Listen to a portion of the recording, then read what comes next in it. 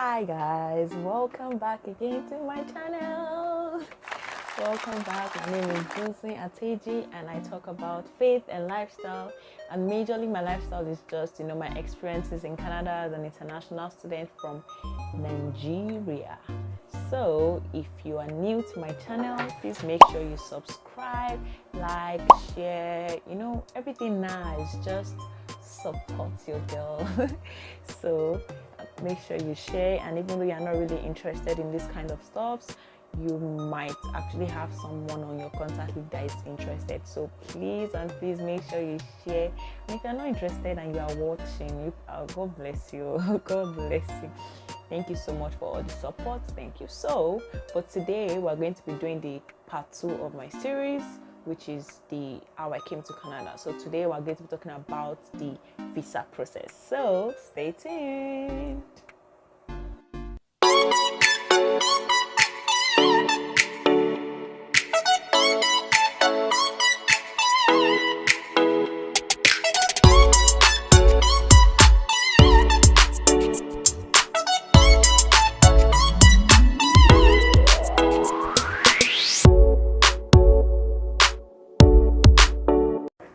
So for my admission story, sorry, my visa process and everything.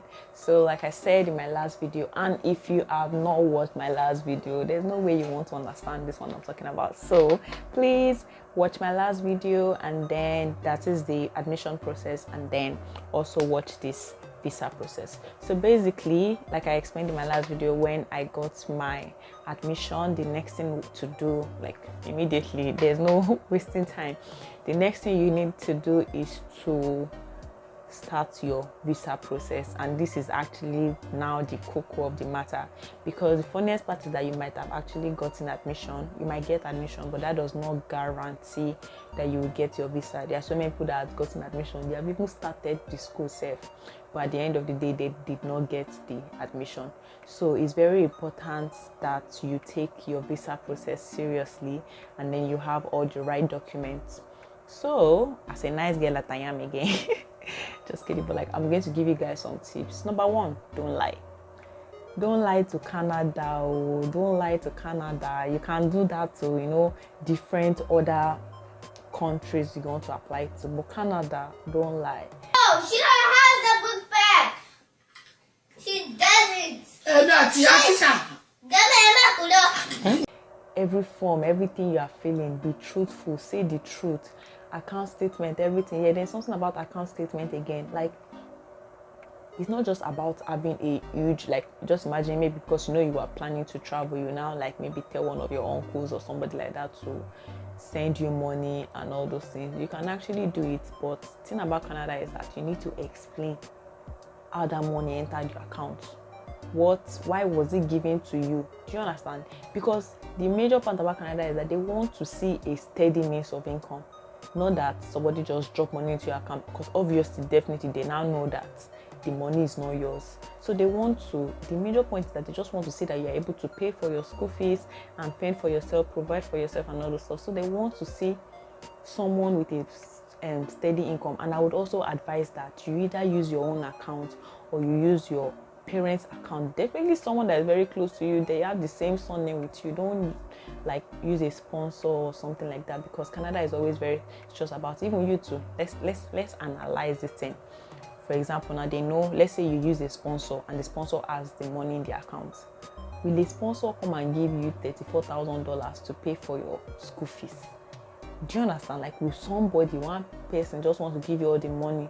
So obviously they know that you are just using it just to collect the visa. Do you understand? But if it's your family member, they understand that, oh yes, your mother, your father, let's say even say your uncle, maybe he has the same surname with you, yes, will be willing to be your sponsor and sponsor you to come and school here. So it's very important that you have all these things, and like everything you have will land document. Because I remember when I was doing my own, my agent asked for all these things. He asked us to submit 6 months bank statements, any land document that you own, maybe you own a land, the documents and everything, like your property, so that they will know that you are capable. You are very capable. So when we wanted to start the visa process, it sent us a list of things that we had to submit: birth certificates, international passports, what else?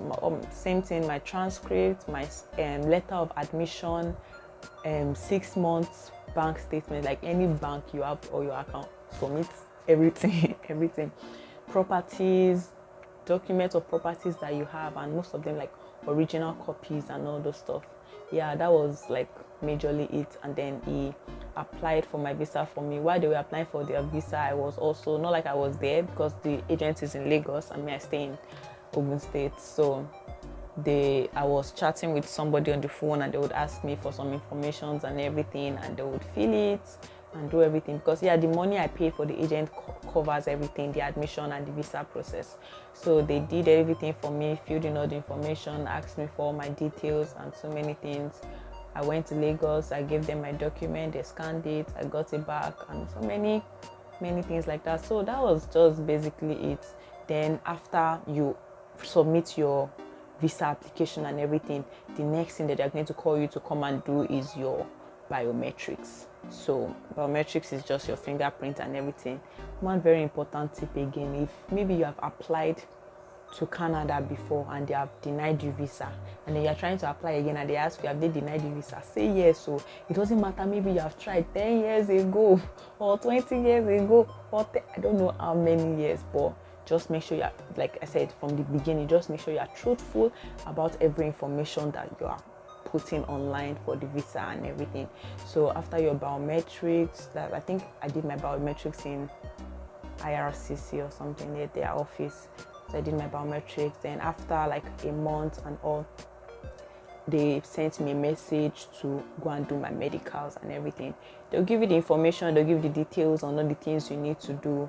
Then after the biometrics, after the medicals, the next thing was to come and submit my passport. So at the point that they ask you to come and submit your passport, you can actually already see it on your page whether it has been whether you have been approved or you have been rejected. I didn't even know this before. It was like we were waiting for the visa to come. I said the visa, my passport to come back. It was taking time, so I went to check online and I found out that they have actually approved me. It's just for me to wait for my visa to get back. You know, all those fear, all those things that will be in your mind that hey, you have submitted visa, what will happen? Like, yeah, the information is already on the website already, whether they have accepted you or not. So in all, they started applying for my visa like around December 19, 2020. Yes. And I got my visa in March.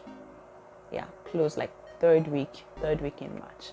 It was actually quite fast, and yeah, it was to me, everything I always say is God, because I feel God was merciful. I remember when I wanted to start applying for the visa and everything, my friend was like, it depends. Some people it takes them 3 months, some people it takes them 6 months, and some people it might take longer and everything. So I was just literally praying to God that I don't want this thing to take time.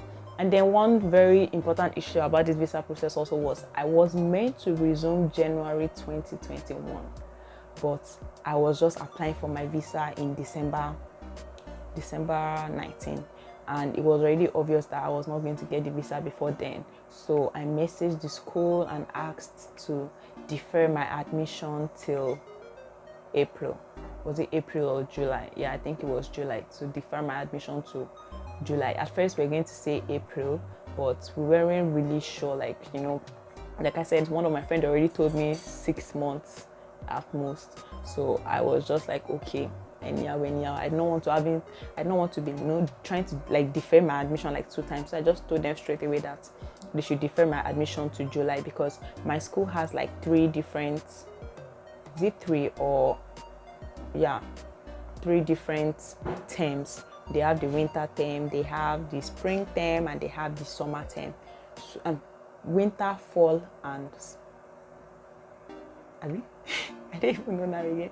But like, they have the winter term. The winter term is January. Then they have the fall term. Was it fall or spring? I think it's spring. Yes, spring is the one in April. Then summer is the one in July. So I told them to defer my admission to the summer term, which was in July, waiting for my visa to come, because I did not want to start my school in Nigeria. basically, you know, like the time difference and everything, it will not be comfortable. And at least, even though I wanted to start, let me shall even come and start in Canada. Why should I come and start in Nigeria? So yeah, I deferred my admission till July, and I got my visa in March, yes, like third week in March. So yeah, that is everything about my visa process and how I applied and all the stuff. So like I said, if you have any questions, you want to get some inquiries, just put it in the comment section. I'm here to answer your questions to the best of my knowledge. And just like everything I've said, everything I've said is just particular to me, things that I personally did, what I went through and all those stuff. So you could decide to go to the same route, you could decide to go through another thing. And in my first video where I talked about my admission process, I was trying to mention different ways in which you can come in through Canada. So you can come in through Canada through study visa, that's student visa. You can come with work visa and permanent residence straight. So you don't have to go through study visa. People just majorly go through study visa because it's actually like the easiest route to like come in to Canada. And like, you know, even after the whole process, if you do masters of 1 year or 2 years, you could be lucky. For the 1 year, you could be lucky you get 3 years, but 2 years is guaranteed you actually get 2 years, 3 years post work permit. So it is always just the easiest route, but this is just to let you know that there are actually different ways in which you can come into Canada. So thank you guys for watching my video. Thank you so much for tuning in. Don't forget to share, like, subscribe, you know, support me. Not beg at the beg. No, I'm not doing a call, you know, it's beg and begging. So like, yeah, thank you guys. Bye. See you in my next video.